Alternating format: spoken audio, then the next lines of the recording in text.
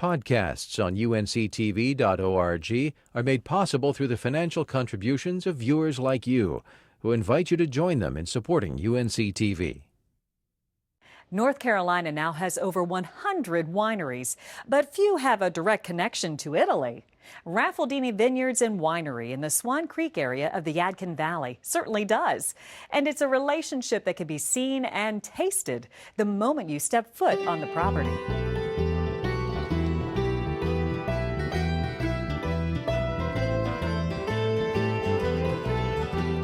Very much so. I mean, we really encourage people to come here, stroll the grounds, look at the villa, and then when they're done, just have some wine and sit in the piazza and back and have some food and basically reconnect with friends and family.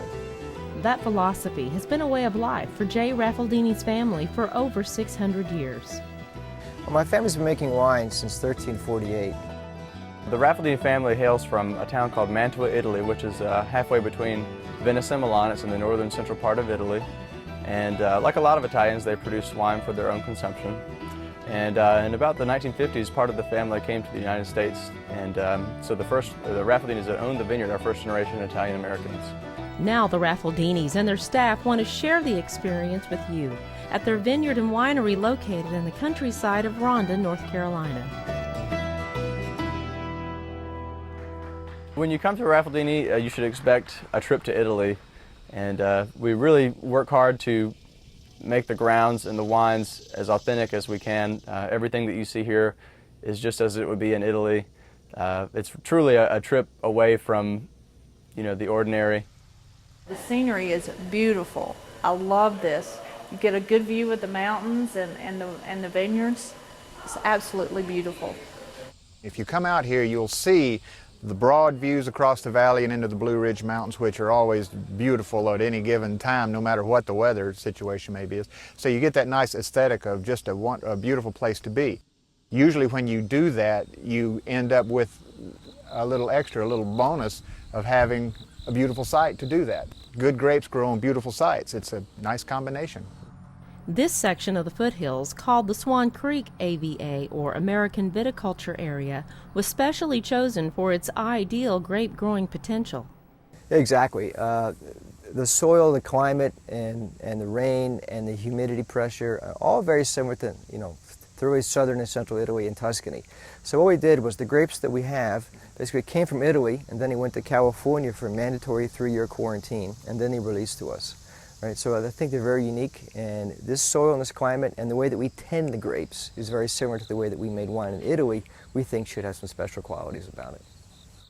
Our wines are not at all like California wines, and actually here at Raffaldini we have a climate that's very similar to the Italian wine-growing region of Tuscany, which produces lower alcohol wines that are a little bit lighter and fruity but more complex and definitely food-friendly. The California wines, although very big and bold and very flavorful, and also very fun to drink, are not as easy to pair with food simply because of their intense flavors. So, the Raffaldinis planted their first grapevines here in 2002. Well, what we did is when we first started, I planted 22 different grape varietals because I wasn't sure what was going to work. And over the course of the 5 or 6 years, we've actually uprooted about 16 of those. Our most unique wines are perhaps the Montepulciano for reds, or Sangiovese, which is the traditional Chianti style. It's the principal grape of the Chianti region. And also our Pinot Grigio, which is the world's most popular Italian white wine, and also Vermentino, which is more unique, especially to the United States, but it's a more unique white wine in general, and has been very popular for us. I'm also a rosé, blushy kind of person too. So yeah, I enjoy the rosé.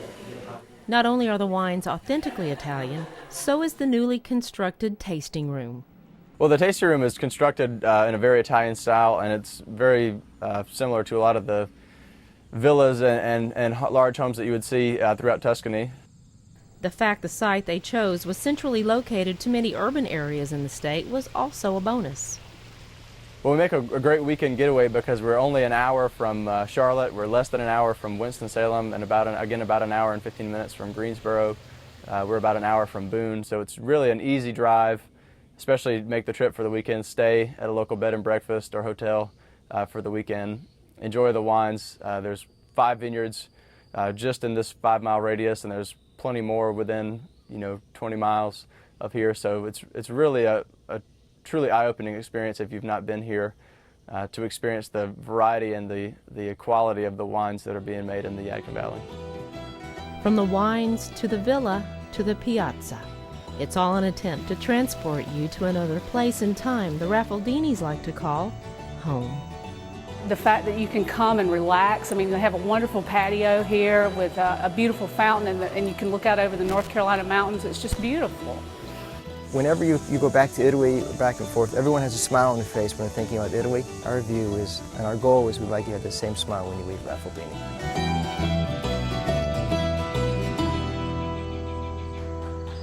Raffaldini Vineyards and Winery is open Wednesday through Saturday, 10 a.m. to 5 p.m., Sunday 1 to 5 p.m., or by appointment.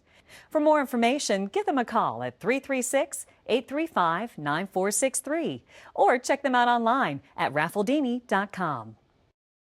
Podcasts on UNC-TV.org are made possible through the financial contributions of viewers like you, who invite you to join them in supporting UNC-TV.